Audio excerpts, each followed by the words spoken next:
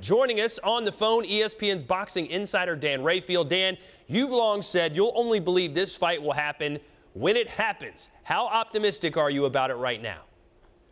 Todd, it's been going on for like 6-7 years, so it's kind of like I use the analogy of like Lucy and Charlie Brown with the football. You know, they put the football down and then they pull it away when it gets real close. And I mean, how many times are you going to go through that? We've been through various negotiations or quasi-negotiations, whatever you want to call it, for a long, long time, on and off for many years.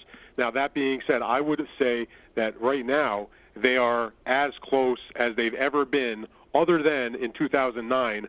Early 2010, when they had agreed to every single aspect of the fight, with the lone exception of the drug testing protocol. Mayweather wanted one thing, Pacquiao didn't want to do it the way he wanted to do it, and it ended up falling apart. They're down to that sort of closeness in terms of making this fight. Now, if you listen to what the Pacquiao camp says, Bob Arum, Carl Moretti, the vice president of the company, other people associated with Manny Pacquiao, Michael Kahns, who's his advisor, they have agreed to terms in the fight. Now, people say, well, what does that mean?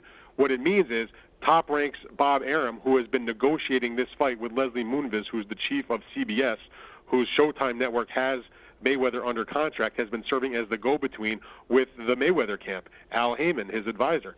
And so, according to the Pacquiao camp, they have agreed to the terms ultimately laid out by Mayweather via Leslie Moonves for this fight.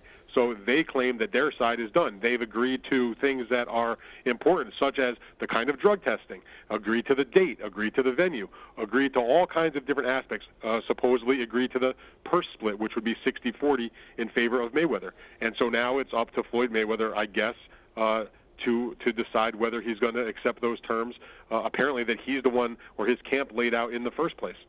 Well, boxing, as you know, is all about handicapping, all about odds. Give us your odds right now, Dan Rafael. What are the odds that we'll see Pacquiao-Mayweather in May?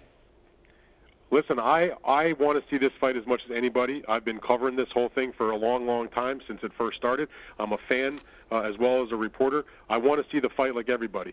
That said, I'm not going to get my hopes up. I think there's a chance it could happen, but I'm on record in various platforms saying that I am skeptical, and I do not believe it's going to happen, and I hope that I'm wrong.